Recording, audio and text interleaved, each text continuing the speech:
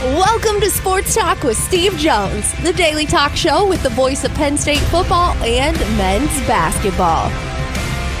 You never know what special guest may stop on by any given day. Now here's the man of the hour, Mr. Steve Jones. Hey, how you doing? All right. Trying to think if anything's happened since I left. Yeah, anything happened Penn State wise? I'm trying to remember what's happened here. I mean, I guess we start with the news that broke yesterday before we get onto the basketball stuff of, Penn State going back into the transfer portal, even though it technically had closed to get a new transfer portal person, and said, hey, Ohio State, we like your defensive coordinator. He did a pretty good job. We'll take him. Thank you very much. $3.1 million a year for Jim Knowles to make his way to Happy Valley. Do you want to know what day last week I texted Jack to tell him it was going to be Jim Knowles? What day? Not going to tell you. Okay. I see how it is. So, all right, so let's start with this. First of all, let's start with Jim Knowles, the defensive coordinator. Now, I've only passed Jim in the hallway. Okay, so I've never even talked to him. Mm-hmm. All right, and when I mean past him in the hallway, Jim works in the booth. So the booths are on the same level we are. So that's the only time I've been around. I was like, just pass him at Ohio State, mm-hmm. Pass him at Penn State, whatever. Okay. And so I'll be anxious just to talk to him, just to watch him work. His reputation is outstanding. He is an incredibly hard worker, great mind, has the ability to take really good talent and get them into spots where they can play even better. Right? So let's take, for example, Caleb Downs. Caleb Downs is a great talent. He's a great talent. Mm-hmm. And look, he makes this. But Jim, after about, I don't know, I'm putting a time frame on it wouldn't be fair, because obviously I'm not going to sit there and look. You know, there's certain points I watched Ohio State football and certain points I didn't. I'm a little busy on Saturdays. But the Caleb Downs I saw early in the season compared to the Caleb Downs I saw at midseason and then at the end of the season, you can tell after a little bit of a feeling out process as to what he can do and really help. Jim accentuated that. And everybody's bragging about what a great player Caleb Downs is. Well, he was a great talent, mm-hmm. but it takes an outstanding coach to say, okay, where can I make this talent work for both him and us? And Jim does that. Where can you put your people in the best places to succeed? And Jim does that. He does a great job with it. And he's going to inherit some terrific talent here at Penn State. That's what he does. He's done this at Duke. He's done this at Oklahoma State. He's done this at Ohio State. He's done this at Western Michigan. He's been a head coach. He's a Cornell guy, which means he didn't want to go to Syracuse. Oh. So, what? Never mind. You don't like the clever ad-libs, do you? No, I don't. No. He's a St. Joe's prep guy. Mm-hmm. Okay. And he is the definition of a pro's pro. He is the kind of coordinator like Andy Koltenicky that everybody wants. Penn State has him. In fact, they have both of them. And now let's get to that part of it. You can sit there and say, all right, we're going to now, and by the way, if you go out there and you try to get a Jim Knowles and you swing and miss, okay, that's just circumstances because both sides have to say yes. Yeah. Okay. But it tells you a lot that James Franklin looked at his program and said, all right, we were in the Final Four last year. Okay. I can maybe go around and make some interesting, nice, safe hires here. or I can really go for it and make an impact hire, and I'll have the support of my president and my athletic director to do it. Mm-hmm. James has wanted to run this program like this from the moment he walked in the door. Right? This is not a new mindset by the head football coach. Okay? The head football coach has had this mindset the entire time. Mm-hmm. It was convincing others to have the same mindset that he has. And this isn't like willy-nilly, hey, we're going to spend all of it. No, that's not. You're trying to get the best people. And sometimes in order to get the best people, you have to spend some money to do it. Someone tell that to Jerry Jones. Right. Right. Well, We'll get to that later. But it's different. It's not that Jerry Jones doesn't pay money. He does. Okay? He doesn't believe in it. No, but then you've got that all wrong. No, they've done a bad job of identifying talent, and done a bad job, especially of identifying talent that goes around the high-paid guys. But that's later. Okay? This is how James has wanted to run it the entire time. He understood, especially his time in the SEC. He saw how things were operating. He saw who was putting the money into it when maybe not all of it was legal. All right, so interesting. Right, okay, but he saw that. He knew what was going on. He's in touch. He's in tune. Penn State has a great tradition with its defensive coordinators. Look, Tom Bradley was outstanding for years. Ted did a fabulous job the 1 year he was here. Look at the job Bob Shoop did. Look at the job Brent Pry did. Look at the job Manny Diaz did. Tom Allen did a really good job the 1 year he was here. All right? Now he brings in a guy like Jim Knowles. And he's going to let him do his deal. Now, I'll get back to James in a moment.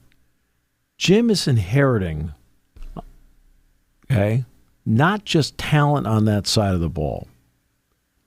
He's inheriting a staff of we people. This is not okay. Penn State's not a me group. It's my group, my guys, my this, my that, my that. No. Don't. Penn State's coaches don't play that game. These are my safeties, my room. No. Deion Barnes is a we guy. How does the defensive line fit with what we need to do to win? Dan Connor, is a we guy. What can we do with the linebackers so we can win? Terry Smith, what do you need us to do with the corners so we can win? Right? Anthony Poindexter, what do you need to do with the safeties so we can win? Offense is the same way. J1, Marcus, okay, Phil, Ty, Danny, okay? They're all we people with Andy. It doesn't mean behind closed doors you can't have a debate about, right, an opinion of, you know what, I think we need to think about this, and here's the reason why. And then hash it out a little bit, and then everybody comes and goes, okay, this side we need to do it, this is how we're going to do it. And sometimes your argument will win the day, and sometimes somebody else's argument will win the day. But it's okay to have an open dialogue, but in the end go, okay, this is what we have decided, now we are going to make it work. So Jim inherits we people, not me people. Okay? And Jim's a we guy himself. Andy's a we guy. Okay? What can we do? Right? Now to James. He is every day has thought this way about how the program needs to be run. Every day. Right? The recruiting staff is what it is and the size it is because he knows that's what Penn State needs to compete at the highest level. Everybody here got a taste, a significant one, of the college football playoff and what it can be. Now, go out and in a season finish the job. You sit down in your office and you're like, I'm 3 points away from the final. Okay? When I hire, if I'm doing the hiring, we're in trouble. But I mean, okay. But I think Dick Draw to be a great defensive coordinator. Right. But this is what I'm looking for idealistically when I hire an offensive coordinator, and this is idealistically what I'm looking for when I hire a new defensive coordinator. Sure. Offensively, idealistically, can you get me one more score each half? Right? Yeah. Makes sense. Defensively, can you get me one more stop each half? Now let's put it into the context of this season. Penn State gets one more stop against Oregon, they win. Mm-hmm. One more stop against Ohio State, Win. and one more stop against Notre Dame. Win. Can you, as a defensive coordinator, in conjunction with the other coaches and your personnel, find one more stop each half? If you can do that, the odds of, quote, us winning, all of us, grows exponentially. Now, did I break it down into the simplest of terms? Sure. But football is about many things. Matchups, which Jim does a great job exploiting matchups and makes it difficult for you to match up with what he does. All right? But it's also about possessions. Mm-hmm. We talk about this all the time, okay? The TV people don't really talk about the possessions. It's all about, hey, back in 1962. It's like, okay, really, those people are no longer alive. Right.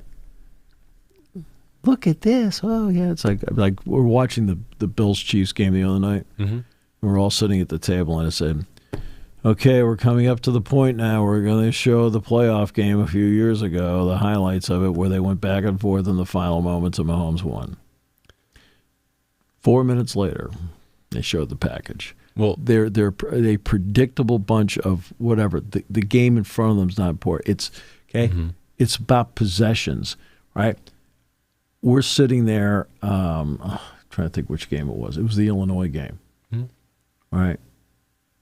Penn State scored in the second half, and said in the broadcast, I said that should put it away. There aren't enough possessions left in the game for Illinois to win it. Mm-hmm. Right? You got to think that way. Okay? Yeah. So if I can find, when Ohio State played Penn State, can you get me one extra stop each half? Well, Igbenogson, who by the way is going to be coming back next year, makes a thoroughly phenomenal play. Sometimes the other guy just makes the play. First half, 3 yards out, stop. And then, of course, we all know in the second half what happened. But he got an extra stop each half. Mm-hmm. Right? With his players, his defense. It's a we thing. Right? James is looking around saying, what gives Penn State the best chance to win it all? Okay. Let's start with this. They've done a great job with roster retention. And we'll discuss, I want to get to that. Right. So the defense Jim Knowles is getting and what he's inheriting in terms of players that are here right now and those that are coming in as freshmen and all of that. Yep. So we've talked about it a little bit already. Of course, if the season ended, what the team looks like, what the defense looks like, offense, all of it. The defense that is returning for Jim Knowles to take advantage of. Let's start in the secondary, because the secondary for Ohio State got a lot of talk. You had Igbenogson, Burke, of course, Caleb Downs. He's getting himself a pretty strong secondary unit returning. You've got Zion Tracy back, Elliott Washington, Zachy Wheatley, I believe, is returning. Mm-hmm. So, yeah, who else? It's much more than that. I mean, so Zion Tracy, Elliott Washington, A.J. Harris, okay, right? Zachy Wheatley, right? King Mack, right? Now you're going to start adding in DeJuan Lane. Now you're going to start adding in Johnny Mitchell. Now you're going to start adding in Antoine Belgrave Shorter. Now you're going to add in maybe a little bit here and there Kenny Wosley. Terry Smith, who does not BS anybody. Mm-hmm. When he talks to Jack and I, it's right to the point and directly honest. So I asked him about Wosley, Belgrave Shorter, and Mitchell mid-season. He looked at me and said, Steve hit a home run on all three. Gave me some practice breakdowns and things like that. I'm not going to get into that. That's between he says Terry they're looking and I. good.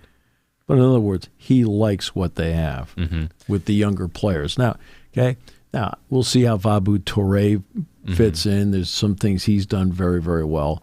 Right? Linebackers. Kobe King is gone. Tony Rojas, huge asset. Right? And Dominic DeLuca, huge asset. You're going to get back Keon Wiley. Yes. Now, Jim plays a lot of two linebacker sets. All right?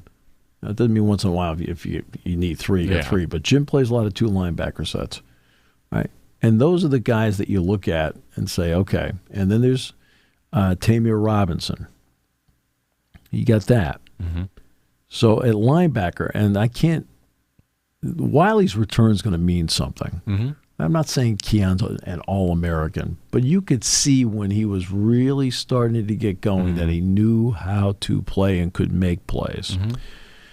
Up front, getting Zane Durant back is phenomenal. There's an anchor right there in the middle that is just a tough handle for everybody. He plays with great leverage, and he's got some natural leverage, but he plays with great leverage. Denai Dennis Sutton has all the talent you could ask for. You're going to get Zariah Fisher back. That's a big one right there. Now, we're waiting to see what happens with Amin Vanover. His situation's a little bit different than Keziah Izzard, because Izzard played, I think, in 41 out of 48 games he was available. So I think that it was, so he ended up opting for the draft. But we'll see what happens with Vanover, because Vanover played 5 games one year and 7 another. And we'll see if that makes any difference. But speaking of Smith V-names, Vilbert is another one that can play end. Doesn't mean he can also play some tackle too. But you've got him coming back there. Guy that I think is an interesting, I mentioned Zariah Fisher. A guy that I think is an interesting prospect that didn't get a chance to get out this year is Mason Robinson. Right? And I want to see how he does and how he's progressed to this point. The winter workouts in the spring are going to be really important for him. So, I mean, that's just like a thumbnail and I mentioned a lot of names of guys that only played a little bit last year, but they're right there in the thick of it. And then we'll see how the transfers fit in. I mean, we'll see how the transfers fit in to all of this. And there's still one more portal to go. In that portal, do you find maybe another safety? In that portal, do you find another defensive tackle to go with the guys that already said yes? In the portal, do you find another wide receiver, right? To go with this. I mean, we'll see how that plays out. It's going to be interesting to see in roster construction how the 105 plays out. Right? And then you go from there. And how many, quote, walk-ons are included in that 105? I don't know. That's something I can't answer. It's a tough call on that stuff. That part I don't know. But this is what you have with this team. Now you have to go out and win. So you'll get the usual mumbo jumbo, and it's mumbo jumbo to me. I mean, people don't understand competition. It's almost stunning. They've had nothing in the non-conference game and non-conference schedule. They've got Nevada, Florida International, and Villanova. Okay. Now, is Penn State the prohibitive favorite in all three? Absolutely. But you can't lose those games. Okay? There's a pressure every single game to go out and win. Okay? What 2 losses this year for Notre Dame? One was Northern Illinois. If they had lost one more time, I don't think they're in the playoff because that loss was so damaging. Now, to their credit, they overcame it. Also, we saw it with the Bowling Green game where everyone poo-pooed it. And spoiler, Bowling Green put up a fight. Right. And that game was tough. And then at the end of the season, people were like, you only beat them by 7. Right. Bowling Green played well and had a great team. And then went out the next week and took Texas A&M to the wire. Right? So every game is an entity unto itself. Why do you think James talks about the winning now, the winning now? It's like, okay, over here in the back, you have 2 choices. Okay? Get on board and understand the game, or you can be the person at the tailgate that poo-poos things like that, and then it's like, oh, my God, it has no concept of competition. None. No concept of matchups, no sense of competition, of going out there. And if the whole world's taking your attitude, they will beat you. Big time. Right? Hey, let's take Bob's attitude. It's nothing. Hey, you know what? We feel the same way. I can't believe they didn't take it seriously. Well, they listened to Bob. Sorry, Bob. You don't get it. Okay? Yeah. Yeah. Hey, okay, why did I start out with those 3 games? You are the prohibitive favorite. Okay? But you got to go play it and win it. Okay? You can't stumble. When you're trying to do what Penn State's trying to do, every week you have stakes. This is not a transitional season. Penn State doesn't play transitional seasons. Ohio State doesn't play transitional seasons. Texas, Notre Dame, Alabama, they don't play transitional seasons. They're playing for the highest stakes every single week. Every game is a big game. And guess what? When Nevada comes in here, guess what it is to them? It is their Super Bowl. Florida International. I couldn't tell you in a million years what they have. But it's their Super Bowl. I know Villanova's, FCS. I got it. Okay? But they want to come in here and beat Penn State and be the team that beat Penn State. That's what they all want to do. It's not like these teams don't have talent. Look at the Bedford kid that got hurt in the game against Kansas City. That was a big loss for them. He played against Penn State. Where did he play? Oh, Villanova. They have players. Now you'll have people right? Okay, fine. Your job is to grill at the tailgate. We'll go over here. We'll actually talk football. Just keep grilling. Yeah. So Jim Knowles now in as the Penn State defensive coordinator.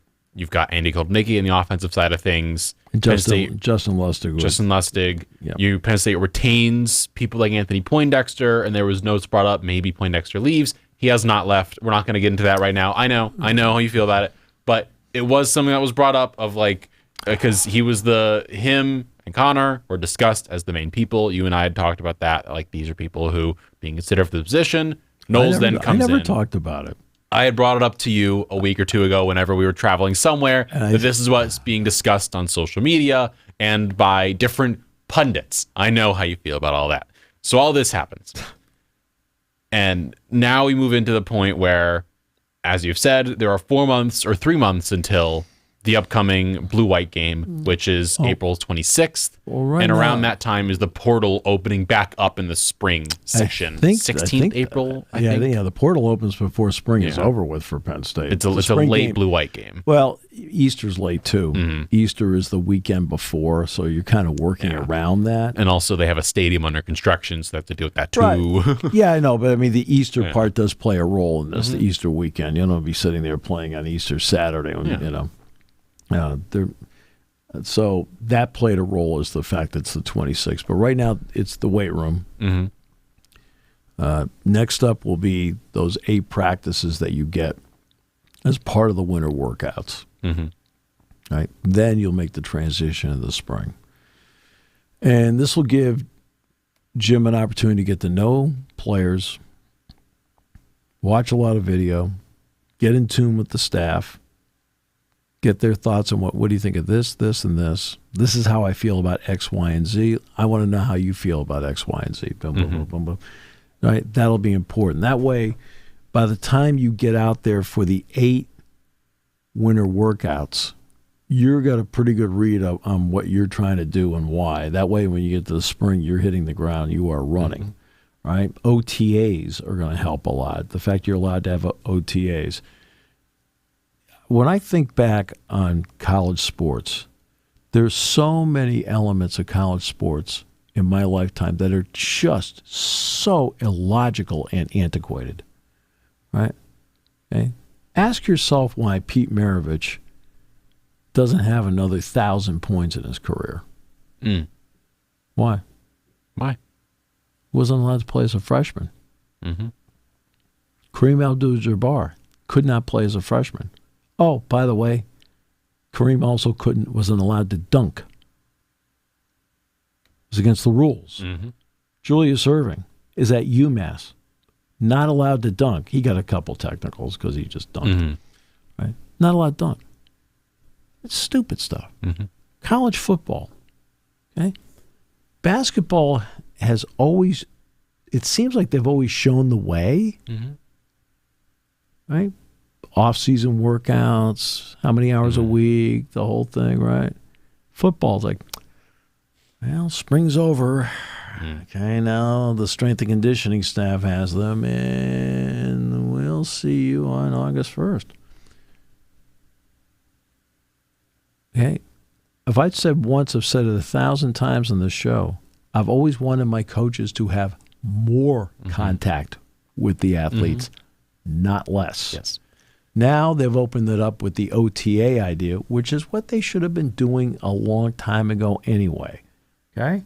And that's what they should have been doing. Right? And now at least you're allowed to do it. And so when they get to training camp in the summertime, Andy, Jim, Justin, James, they're all like, okay, let's go. It's go time. Yeah. Right? Because you've already installed and put things in. Now they'll still do installs because you've got to get everybody back up to speed again about what you've been working on. But like the antiquated football ideas, well, we can't do this, we can't do that. Oh, for goodness sakes, what do you do this? Somebody in Indianapolis had to grow up, right, and realize what the real world looks like. And so, again, you're putting yourself in a spot where you understand what you need moving forward.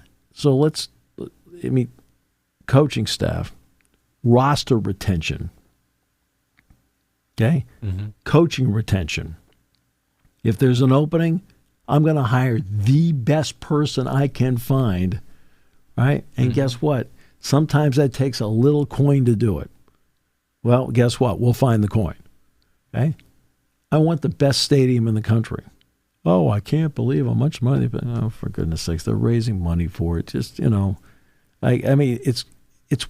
need it, okay? Anybody who has gone in there knows you needed to do something.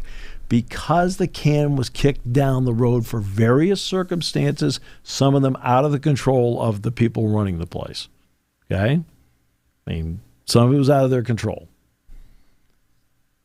What would have cost about $400 million, and I said this at the time, so this is not me going right. 2018, I said this. I said, hey, the sooner you do it, the better. I said, because $400 million is going to become $800 million. Well, $400 million became $750. $200 million, that's deferred maintenance. Right? Okay. Well, guess what? By doing it now, you won't have to pay over $1 billion to do the same thing 10 years from now. Hey, that's how business operates.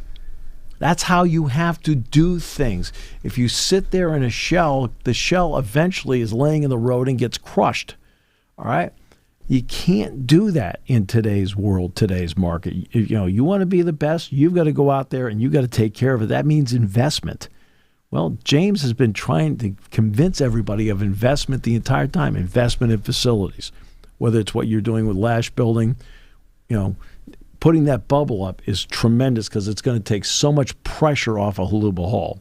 Doing what they're doing to the stadium, when it's done, I'm telling you, people are going to walk in and they go, we should have done this years ago. Right? Because the stadium will look great for recruiting and everything like that. I got that. But who occupies the stadium? You do. Okay? You're the one that uses the bathrooms. You're the ones that want better concessions. You're the one that wants better seating, right? Maybe the option of more luxury seating. I mean, a high-powered job like yours, I'm sure you got 4 boxes. But, I mean, that's why you're doing all of this now. James has been fighting the good fight out there for a long time, and now he has the ability to say, okay, you know what? We have a defensive coordinator. I have a lot of great candidates. This is the one I think is the best candidate. Well, James, he's a little expensive, right? Right? Mm-hmm. And he says, yeah, but this is the best person I think. Yeah. And they look at him and go, well, that's the best person you think. Let's make it happen. Yeah. Right? That's what you need in this environment. You need to have that. Right? And you're going to have turnover in staff. I mean, Brent Pry became a head coach. Mm-hmm. Ricky Ronnie became a head coach. Joe Moorhead became a head coach. Manny Diaz. Right? Manny Diaz became a head coach. Okay? So you've had people moving up from this staff, and most of the time now Tom made a lateral move. Okay? Mm-hmm. But you look around and say, okay, let me ask you, who's the best person you think for this job? I have a lot of great candidates I think would be really good. If I had to pick one guy that was the best, I'd say Jim Knowles. Mm-hmm. Well, it's going to take a little bit to get him to come here. But you know what? Give it a shot. Let's find out what it'll take. Because guess what? In the big leagues, that's what you do. Yeah. In the big leagues, that's what you do. Now, they've got to go out and make this whole thing happen. Mm-hmm. You got to make it work. You got to make it work. But this certainly is a step that has energized a lot of people. And speaking of energy, and speaking of the Penn State weight room, you mentioned the Penn State weight room. Do you know what the number 2,476 means? The amount of pounds you've lifted in the past week? No. Yes, but no. That is the number of rushing yards Terrell Davis had in the 1998 season for the Denver Broncos, one of 2 seasons that pretty much helped him secure his spot in the Hall of Fame. That and the 97 season, back-to-back years, over 2,300 rushing yards, incredible rushing seasons. The 2 highest number of rushing yards seasons of all time in terms of regular and postseason combined. Do you know how many Saquon Barkley is at right now? I do not. I just know it's historic. 2,447. He's going to break that record. But can I make a comment about Terrell Davis first? Go for it. It relates to Penn State. Mm-hmm. To get Nicholas Singleton and Katron Allen to come back, look at Terrell Davis's usage at the University of Georgia. Mm-hmm. When he got to the NFL and became a Hall of Fame running back, he had juice, right? He didn't absorb all these hits over and over and over again. Right? That's why I'm going to be interested to see about Ashton Genty, because he got the ball every other snap, or every snap, and great running back. I mean, great running back. But how much did that take? That's why I give Taylor a lot of credit with the Jonathan Taylor. With the Colts. Taylor had a lot of heavy carries with Wisconsin, but Nick and Katron are going to go to the league with 4 years of usage, except it's 2 years of usage compared to 4. Right. Others who have gone through a 4-year career. So now Saquon's season is historic in many ways. But Howie Roseman's going to get a lot of credit for this. I will give him some. Okay? Because if you give him all the credit, then you don't know how it works. All right? So let's start with, there's 5 moves they made. 5. Saquon Barkley, okay, Vic Fangio, okay, Zach Bond, okay, Quinyon Mitchell, Cooper DeJean, okay. Howie has a lot to do. Is involved in all of them, but in the end, there's a little bit more to it. Saquon Barkley, Howie's a genius, he got him. No, that's an organizational decision, okay, where Howie goes in and says, probably to Jeffrey Lurie, all right, man, we really need to get Barkley. Now, remember, turn the clock back 1 year ago. Okay, you always have to figure out what was it like in the moment. If you don't do that and you're just doing hot takes, you're just doing a total, complete disservice to the audience, right, which is what radio brilliantly does these days. But it does, because you got to put perspective. The running back market was, well, you can really kind of like draft a running back in the second, third, fourth round. Money-wise, it's a fight all the time. Just they go in and they go to the arbitrator and they it's a running back. It's not a wide receiver, a left tackle, a defensive end, or a quarterback. Okay? Yeah. So that's the mindset when Saquon Barkley's finishing up with the Giants. Saquon got, I think, 3 years, $37 million, something like that. Right? Yeah. And when I talked to him in May, I said to him, actually, it wasn't in May, that when he was here in April, because I talked to him about a couple other things in May. In April, I said, hey, I got to give you a lot of credit. I said, to get that kind of contract in this environment, I said, is incredible. Because running backs weren't getting that kind of contract in this environment. What did Derrick Henry get with Baltimore? Do you know? 7 players got $10 million of value in their contracts this past offseason. Antonio Gibson got $11 million over 3 years. Devin Singletary got 3 for 16. Tony Pollard, 3 for 21. DeAndre Swift, 3 for 24. Josh Jacobs, 4 for 48. Then you have Saquon, 3 for 37.7. And Derrick Henry got 2 for 16. He got $8 million a season. Right. See, that's the running back market. Yet Howie Roseman has to go to Jeffrey Lurie and say, look, this is what I want to do. I want to go 3 years, $37 million plus with him. Right? Now, if he wanted to say, well, gee, Josh Jacobs got this and Tony Pollard got that, and geez, they're going to pay $16 million for 2 years in Baltimore for Derrick Henry. Okay, you can get that kind of pushback. But he didn't. Howie Roseman was allowed to go out and negotiate that deal because he had the backing of ownership on it to do it. That was an organizational decision. All right? Vic Fangio, they knew they needed to do a new defensive coordinator. Fangio was a pro's pro. Maybe as a head coach in Denver, maybe it didn't work out, but everywhere he's gone, for the most part, as the defensive coordinator, he is universally praised for the job he's done. They went out, they got that one done. They did a great job of identifying it. Bond, I'm going to give him all the credit in the world. That's a Howie Roseman thing. Good player with New Orleans. Not great, good. Yet he saw a fit in Philadelphia with his defense that he says, if I bring this guy in, he doesn't have to be the star, but he's going to make us better. Well, there are a lot of games where he starred, where he did a little bit more than just make them better. He fit in perfectly with what they wanted, and Howie gets a lot of credit for that. Drafting Mitchell. Everybody else drafted other people, and to his credit, he sat there and said, well, I don't really have to make a move. We're going to get him.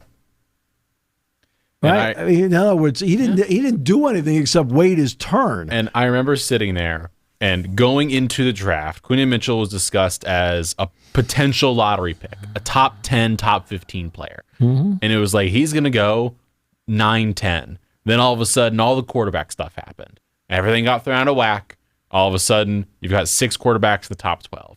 And then it was all of a sudden Brock Bowers, who people thought was going to go top 5, is there at 13 with the Raiders. They're going to take him. The Saints need a tackle. All of a sudden, Talisi Fuaga's there. They're going to take him. And it goes on and on and on. And sitting there at 22, a pick after Chop Robinson goes, by the way. The Eagles said, you know what? Let's go get Quinton Mitchell. And they did. But they were going to draft a corner anyway. That was the priority going in. They identified him as the best one on their particular board. And look, when you have a run on quarterbacks, it changes everything in front of you. Because now, okay, you got people moving back, and they're saying, okay, I moved back, but you know what? I want a defensive end. Like Miami needed Chop Robinson, right? I mean, they had Jalen Ramsey and some other people play. So, I mean, in other words, you know, if the teams in front of you are pretty well set on the position you want, and people start drafting quarterbacks in front of you, right? But they did a great job of identifying this guy. No offense, Okay, how many of you really knew anything about him when they drafted him? And please don't sit there and go, "Oh, I looked at it." Okay, you have to. Did you sit down and watch any Toledo games last year? Not the highlights. Yeah. Did you watch any Toledo games? I didn't. Okay. So I heard about him. I knew he did a great job, at the combine and other things. Right. Nick Saban saying, he says, we're kind of hoping we could get him in the transfer portal. Like, Nick, that's kind of an interesting comment, right? But then in the second round, we're not just going to settle on one guy. We are going to get, another guy, Cooper DeJean. Now, Covey, by the way, I thought did a good job for them a year ago on punt returns. I thought he was a plus on punt returns, right? But you knew DeJean coming in could play slot corner for them. And you knew he could be a punt returner, and Howie did a great job of identifying both needs in one package of player who, by the way, had gotten hurt. Yeah. Okay? He was hurt. Okay? And he said, no, we still think we can do it. Good general manager understands that people overcome injuries. And that makes a big difference, okay? And so Howie Roseman made some of those decisions where that's his baby, and others were organizational decisions. I mean, getting a guy like Saquon was because again, you don't just go, "Hey, let's sit down. You and I are going to hammer this thing out. We're going to go 3 years, $37 million." Well, that's not what the market was telling everybody you should be paying for a running back. The Giants are all resisting this because the market says, the market says, the market says.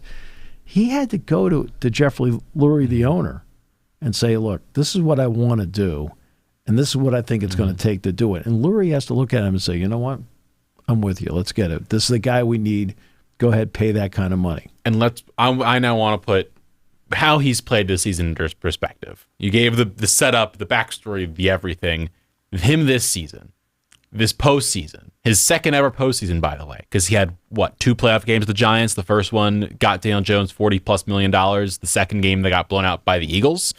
This second postseason run he's ever had in his career. He has 3 rushes of 60+ yard touchdowns. It is the most 60+ yard touchdowns by any player in a playoffs for any position. Ever. No receiver, no corner, no tight end, no running back, no nothing. 3 60+ yard touchdowns. 2,400 yards rushing on the ground. The second most all time. He needs 29 more to tie Terrell Davis. 30 to break his record. I'm going to give you a baseball example here. It's going to be a regular season example because I can't use the postseason. Okay. Yeah. Every time Aaron Judge comes to the plate in a regular season game, okay, don't you kind of sit up a little bit and think he might hit a home run? Right? Yeah. Okay. That's a special that's special to have. That you can make everybody in the ballpark, hey, Judge is up. Right? Wow.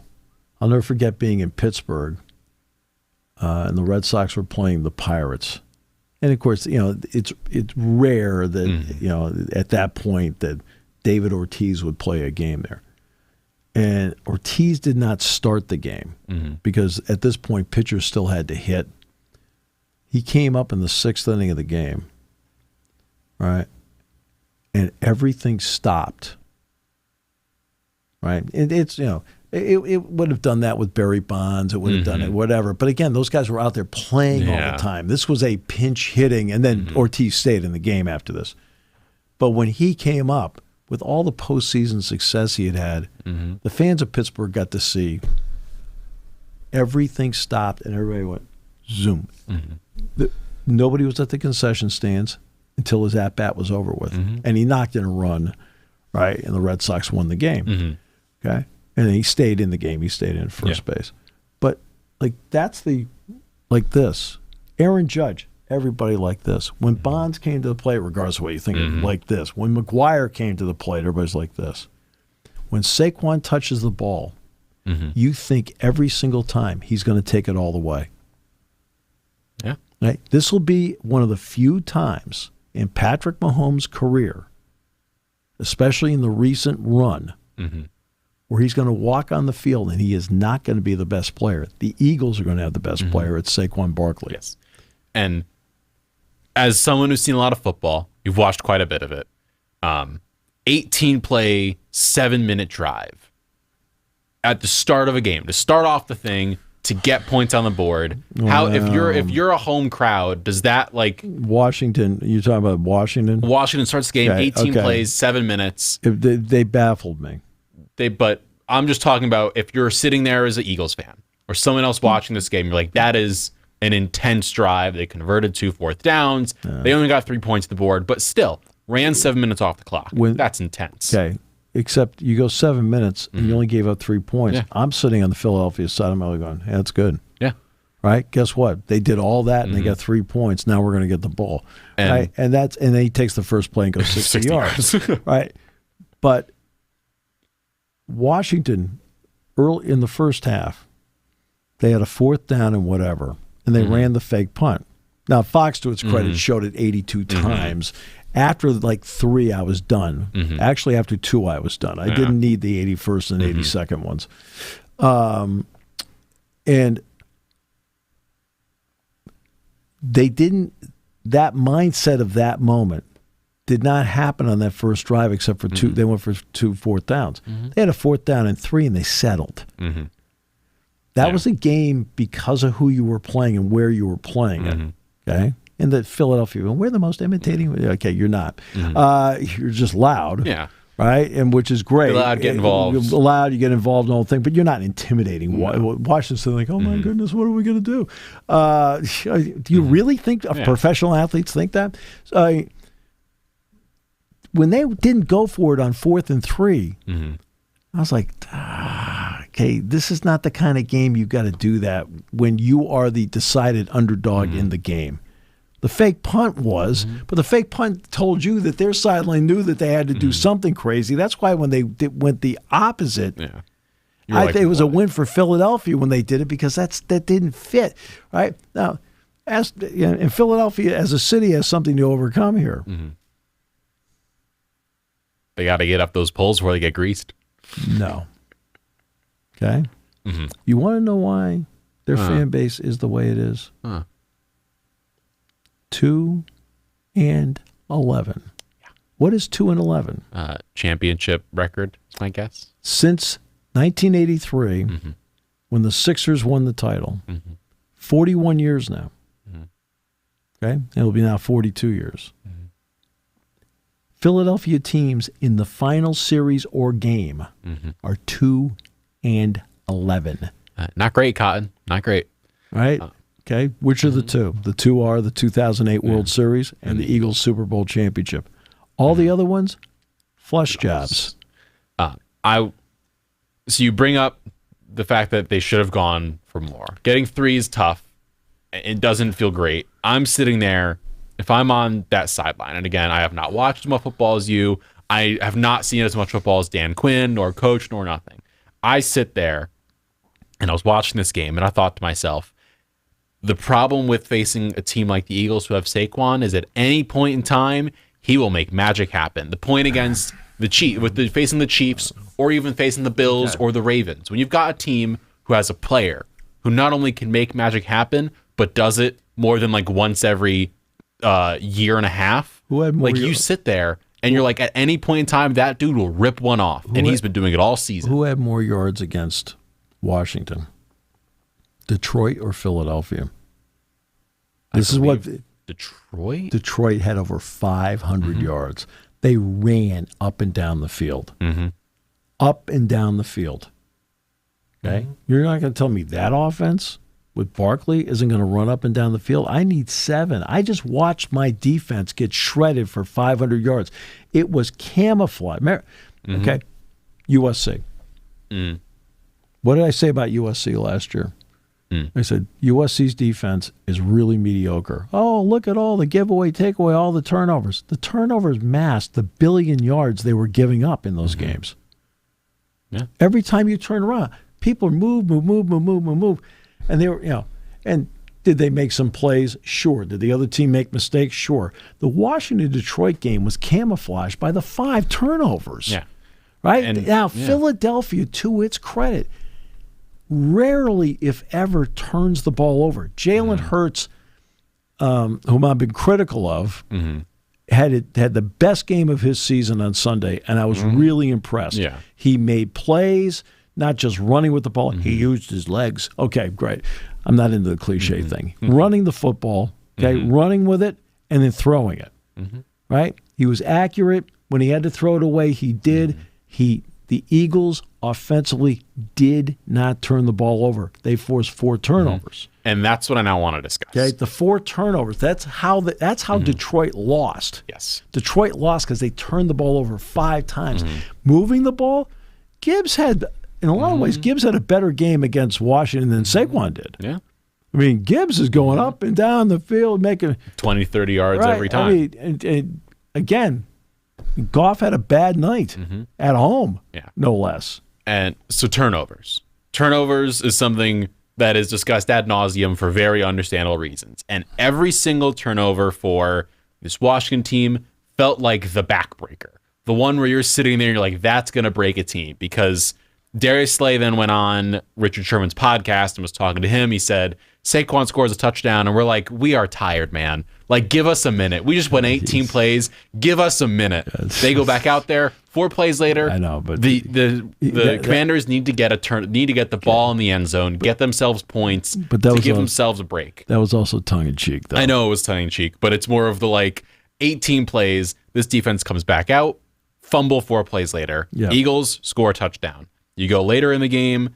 Eagles score a touchdown. You got less than 2 minutes to go. You know, the Eagles are getting the ball back at the start of the half. They did nothing with that one, but you understand as the Commanders, they're about to get the ball back. You're down by 8. You got to get points. What does McNichols do? Put it on the ground on the kickoff. What do the Eagles do? Score it right afterwards. Right away. Again, and that's okay. When the Eagles played the Chiefs in the Super Bowl 2 years ago, there were a lot of big plays in the game. You know, people talk about the holding.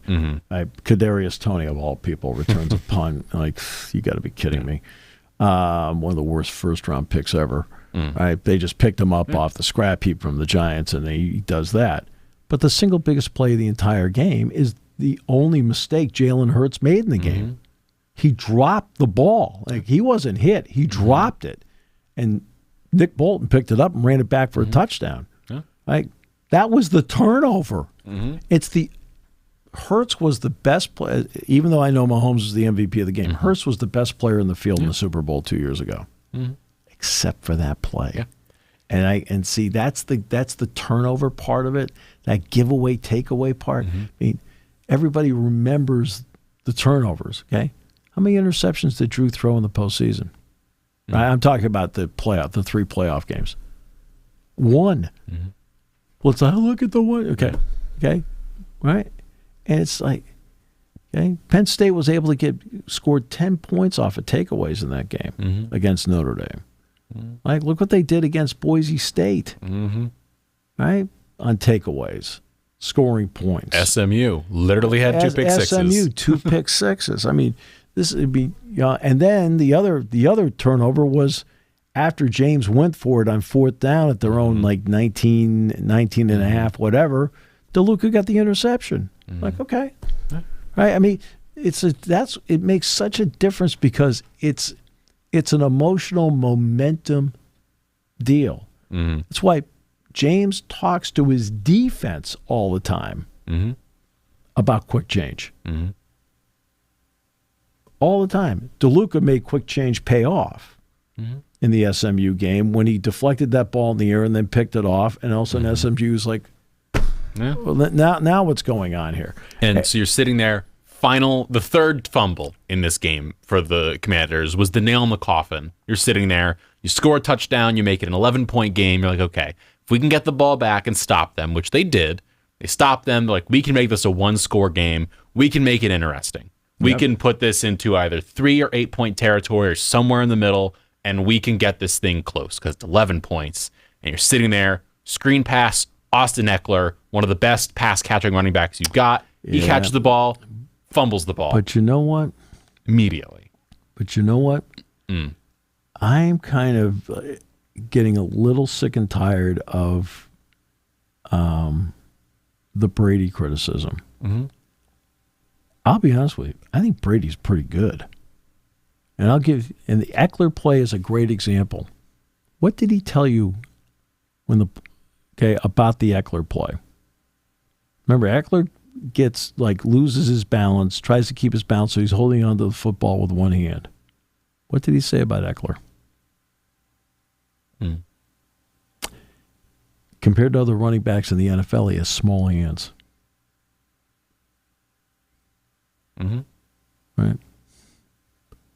Well, again, he's not trying to grip it with, he's trying to get himself back up while holding the ball with one hand. That's why when they talk about hand size of a quarterback, right, that's the reason why you talk about it, because the ball sometimes is out here. Mm-hmm. How many times do you see Roethlisberger get hit, and he didn't let go of the ball? Humongous hands. Because he could put a vice grip on the ball. Hurts does the same thing. Josh Allen does the same thing. Right? That's why when they talk about that at the combine, that's what they're talking about. Well, in this case, with Eckler, a running back, Brady brings that up. Well, guess what?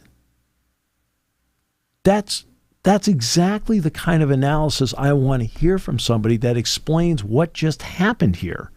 It was a combination of what Philadelphia did and the fact that for Eckler, it's something he's had to overcome in his career.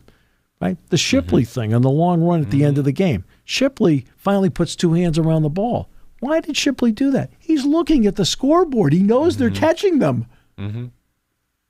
That's one of the great Zach Mills made a run against Ohio State when Joe won his 324th to pass Bear Bryant. He hurdles he was an All-American safety at Ohio State. He hurdles him, right? And then he's taking off, and Zach is a 69-yard run. And all of a sudden, you look over, and Zach's looking up. He's like, are they catching me? He's like, as he look at the video board. I remember from 2 or 3 years ago, Budda Baker for the Cardinals picked off the quarterback. I think it was at that point Geno Smith for the Seahawks. He picks him off, and he's running it back. And he said he was running straight down the sideline, and he could see the scoreboard in front of him. And he's looking, and he just sees this blur slowly making its way into shot, slowly getting closer to him. And he says, at that point, I turn around and put my arm over the ball because I was like, who's behind me? And turns around. DK Metcalf tackles him 90-something yards down the field. Yeah. Which is one of those fun things. Saquon, on his run in the snow, was looked up, saw no one behind him in 20 yards of space around him, and starts hitting his helmet and is like, I did it. Because he's not in the end zone yet. The reason is because he could see on the screen, nobody's near me. Right. And it's, those are the little things out there. It adds to the fun of it. But again, the part about Brady I've always laughed about is it takes everybody to work their way into it. And look, I know he's making $37 million a year. I got that part of it. Okay. But actually hear what he's saying. He's not doing the game generically. Okay? I think I told you, we were at Michigan State, and it was the second quarter of the game, and I was just flipping around, and I'm just getting ready to wait. I'm just waiting to go to the bus. I'm packed up. I'm set to go. The Penn State SMU game was on. Really? That was a playoff broadcast? Yeah. Okay. I mean, whomever was in charge of audio on that should not be working sports. Right? And then there's a list of others. I sat back and go, this is really subpar. Right? And Brady, every time I turn around, he's saying something that's giving me more insight as to what's going on in the game. Right? The ability to explain what and why when the game is over. I say this about Jack Ham and Dick Girardi all the time. What makes them great on the fact they're both completely prepared, ready to go, but they see things. When the game is over, you as a listener know more about the game and more about the sport. Well, the more I'm watching Brady, to be honest with you, I'm learning more about the game and the sport. right? Because he's not just doing cliches or whatever. He's there. Yeah. He's telling you, like, this is the reason Eckler fumbled, right? He couldn't put a second hand around the ball when he was getting hit. And he doesn't have vice grip hands. Yeah. I mean, And we'll talk more about the NFL playoffs. We'll discuss more things about Brady, the NFL coaching searches that have been going on. There's now only one position currently open. We'll discuss that. We'll discuss everything else. And we'll also discuss my favorite player in the NBA, who currently is not playing basketball, Jimmy Butler, coming up this week. Thank you for listening to Sports Talk with Steve Jones, a 7 Mountain Media production. Come back at 11 every weekday for analysis of the latest happening in the sports landscape. From college football to European soccer, Steve and Kyle cover it all on Sports Talk with Steve Jones.